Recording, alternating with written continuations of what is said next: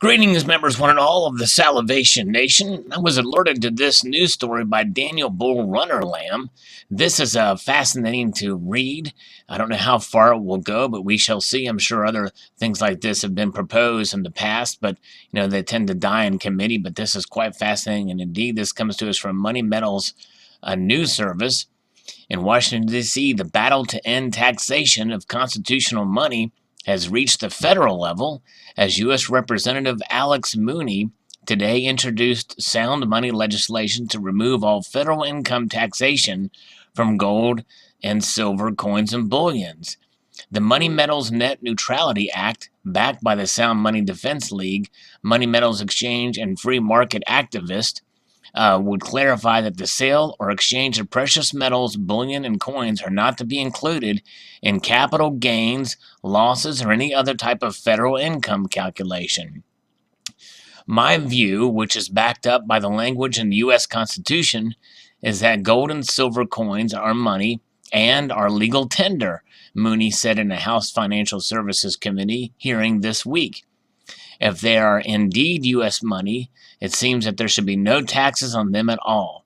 So why are we taxing these coins as collectibles?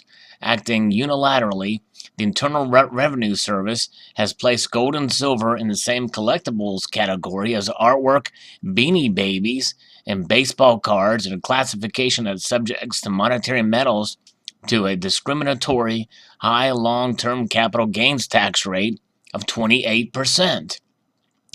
Sound money activists have long pointed out it is inappropriate to apply any federal income tax, regardless of the rate, against the only kind of money named in the U.S. Constitution, and the IRS has never defended how its position squares up with current law. Furthermore, the U.S. Mint continuously mints coins of gold, silver, platinum, and palladium, and gives each of these coins a legal tender value denominated in U.S. dollars. This formal status is U.S. money further underscores the inappropriate nature of the IRS income tax treatment. A tax-neutral measure, the Monetary Metals Tax Neutrality Act, states that no gain or loss shall be recognized on the sale or exchange of gold, silver, platinum, or palladium coins minted and issued by the Secretary at any time, or refined gold and silver bullion coins, bars, rounds, or ingots which are valued primarily based on the metal content and not their form. Under current U.S. policy, a taxpayer who sells his precious metals may end up with a capital gain in terms of Federal Reserve notes and must pay federal income taxes on this gain. But the capital gain, in quotes, is not necessarily a real gain. It is often a nominal gain that simply results from the inflation created by the Federal Reserve and the attendant decline in the Federal Reserve notes dollars purchasing power. Under Representative Mooney's bill, which has already been co-sponsored by two others, precious metals gains and losses would not be included in any calculations of a taxpayer's federal taxable income. Inflation is a regressive tax that especially harms wage earners and savers and retirees on a fixed income. And J.P. Cortez, policy director of the Sound Money Defense League, we are encouraged that an increasing number of citizens, state legislatures, and members of Congress are taking action to address the evils of the Federal Reserve System. The IRS does not let taxpayers deduct the staggering capital losses they suffer when holding Federal Reserve notes over time, said Stephen Gleason, president of the Money Metals Exchange, a precious metals dealer recently named Best in the USA by Global Industry Ratings Group.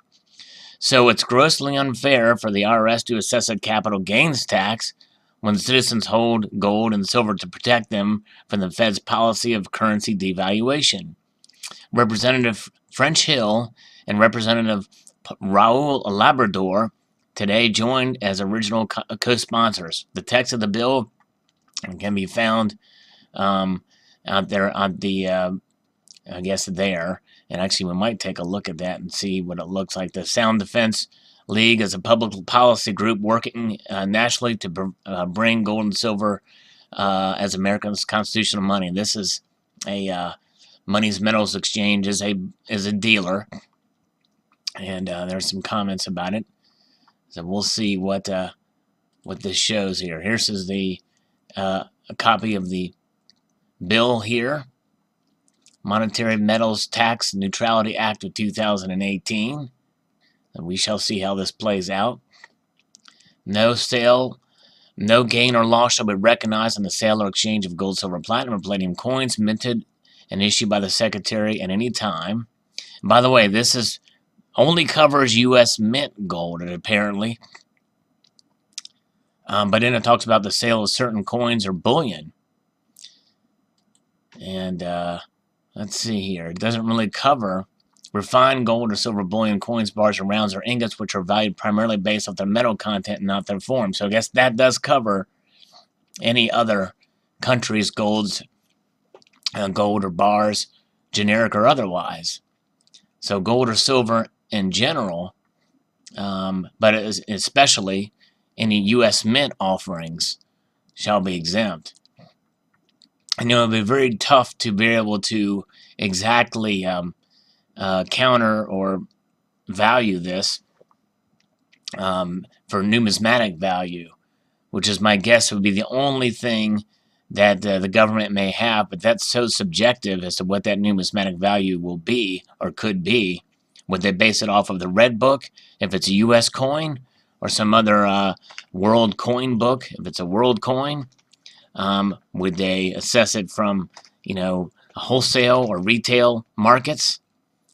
So my guess is that's so subjective that would exclude those kind of situations. But fascinating indeed, for sure, this legislation being introduced. We know that Representative Alex Mooney has been involved in other actions too, with regards to precious metals, recognizing his money, and he's been kind of a champion in that regard in the U.S. House of Representatives. So very fascinating indeed. It's hard to tell where this bill will end up.